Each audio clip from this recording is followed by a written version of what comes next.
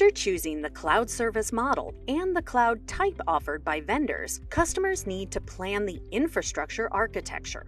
The infrastructure layer is the foundation of the cloud. This layer consists of physical resources that are housed by regions, zones, and data centers.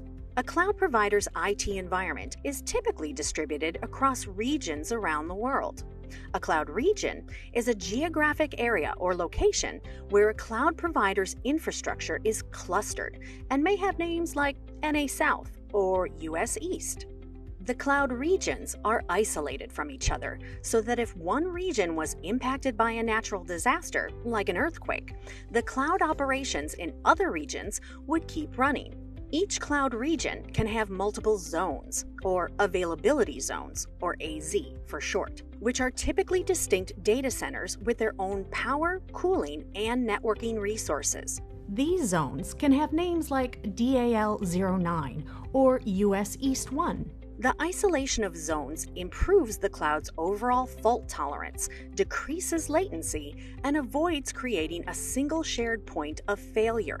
The availability zones and data centers within them are connected to other AZs and regions, private data centers, and the internet using very high bandwidth network connectivity. A cloud data center is a huge room or warehouse containing cloud infrastructure. These data centers contain pods and racks or standardized containers of computing resources, such as servers, as well as storage and networking equipment, virtually everything that a physical IT environment has. Computing resources.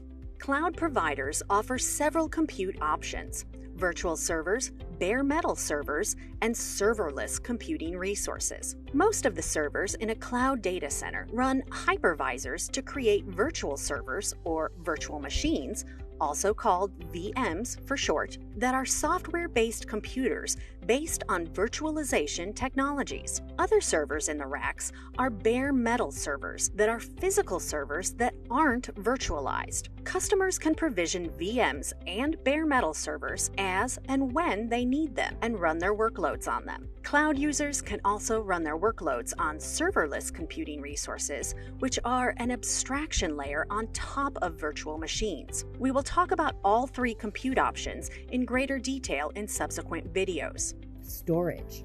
Information and data can consist of files, code, documents, images, videos, backups, snapshots, and databases, and can be stored in many different types of storage options on the cloud. Bare metal servers and virtual servers are provisioned with default storage in local drives. Since these cloud servers can be provisioned and decommissioned by customers on demand and freed up for use by other users, any information stored in a local drive can be lost when you delete or decommission a cloud server. However, there are other storage options available on the cloud to persist data that you can choose depending on factors like how important your data is, how quickly you want to be able to access it, how often you access it, and how secure you need it to be. These additional storage options include block storage, file storage, and object storage. Block and file storage modes are commonly used in traditional data centers,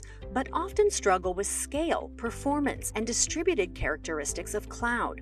Object storage is the most common mode of storage in the cloud, as it's both highly distributed and resilient. We will examine object storage and the other storage options in more detail in later videos.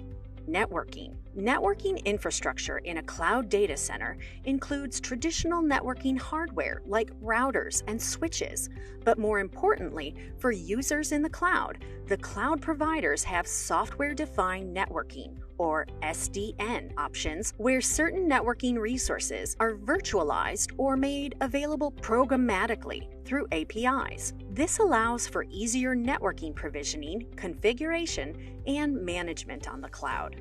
When servers in the cloud are provisioned, you need to set up their public and private network interfaces. The public network interfaces, as the name suggests, connect the servers to the public internet, where the private ones provide connectivity to your other cloud resources and help keep them secure. As in the physical IT world, network interfaces in the cloud need to have IP addresses and subnets either assigned automatically or configured. In a cloud environment, it is even more important to configure which network traffic and users can access your resources, which can be done by setting up security groups and access control lists, or ACLs. For further security and isolation of your resources in the cloud, most cloud providers provide virtual local area networks, or VLANs, virtual private clouds, VPCs, and virtual private networks, VPNs. Some of the traditional hardware appliances,